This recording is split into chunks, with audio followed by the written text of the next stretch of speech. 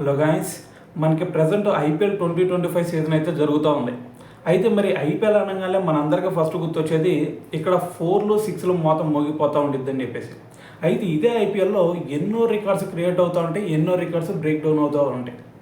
అయితే ఈ రికార్డ్స్లో కనుక ఒకసారి చూసుకుంటే మెయిన్గా మనకి బ్యాటింగ్లో అయినా రికార్డ్స్ క్రియేట్ అవుతూ ఉంటాయి, లేదంటే బౌలింగ్లో అయినా సరే మనకి రికార్డ్స్ బ్రేక్ డౌన్ అవుతూ ఉంటాయి, లేదంటే క్రియేట్ అవుతూ ఉంటాయి.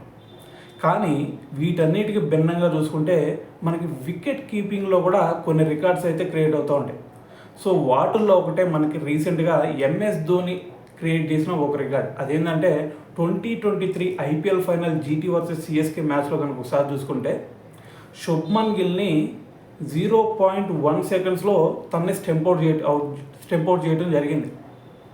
అయితే ఇప్పటి వరకు ఐపీఎల్ హిస్టరీ మొత్తంలో చూసుకుంటే ఆ స్టెంపౌటే అతి వేగవంతమైన స్టెంపౌట్ అని చెప్పాలి. దాని తర్వాత చూసుకుంటే సెకండ్ ప్లేస్లో కనుక చూసుకుంటే రీసెంట్గా సిఎస్కే వర్సెస్ ఎంఐ మ్యాచ్లో సూర్యకుమార్ యాదవ్ని స్టెంపౌట్ చేసిన విధానం చూసుకుంటే అది మనకి సెకండ్ ఫాస్టెస్ట్ స్టెంపింగ్ అని చెప్పాలి. ఎందుకంటే అది చూసుకుంటే 0.12 సెకండ్స్లో సూర్యాని స్టెంపౌట్ చేయడం జరిగింది.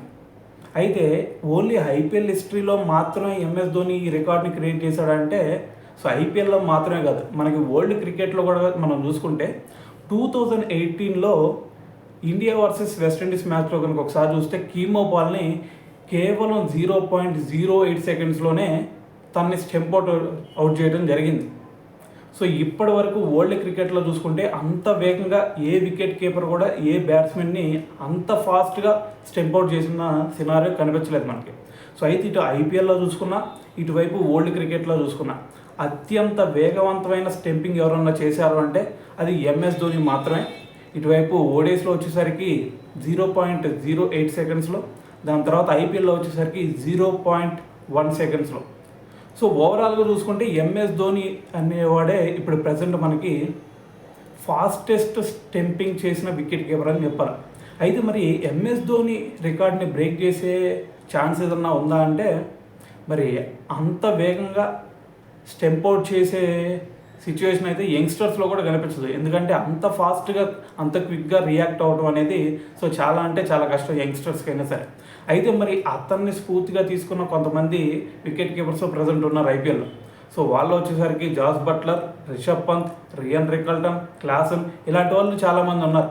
సో మరి వాళ్ళు ఏదన్నా బ్రేక్ చేస్తారా అంటే సో మరి దానికైతే చాలా టైం పట్టే ఛాన్స్ ఉంది. సో ఏదైనా సరే మరి మనకి తెలుగులో ఒక డైలాగ్ ఉండేది, ఎంఎస్ ధోని రికార్డ్ని బ్రేక్ చేయాలంటే అవతల వ్యక్తి కూడా ఎంఎస్ ధోని అయ్యే ఉండాలి అని చెప్పేసి. అయితే మరి ఈసారి సినారియో చూసుకుంటే ఖచ్చితంగా ఈ రికార్డు బ్రేక్ చేయాలంటే ఖచ్చితంగా ఎంఎస్ ధోనియే అయి ఉండాలి అనే సిచ్యువేషన్ అయితే ఉంది. సో అంత వేగవంతంగా అయితే సో ఏ వికెట్ కీపర్ కూడా అంత ఫాస్టెస్ట్ స్టెంపింగ్ అయితే చేసే సిచ్యువేషన్ అయితే కనిపించట్లేదు. సో మరి ఏదేమైనా సరే మరి మీరు ఏదైనా వికెట్ కీపర్ ఈ రికార్డ్ని బ్రేక్ చేస్తారు అనుకుంటున్నారో కింద కామెంట్ చేసేయండి.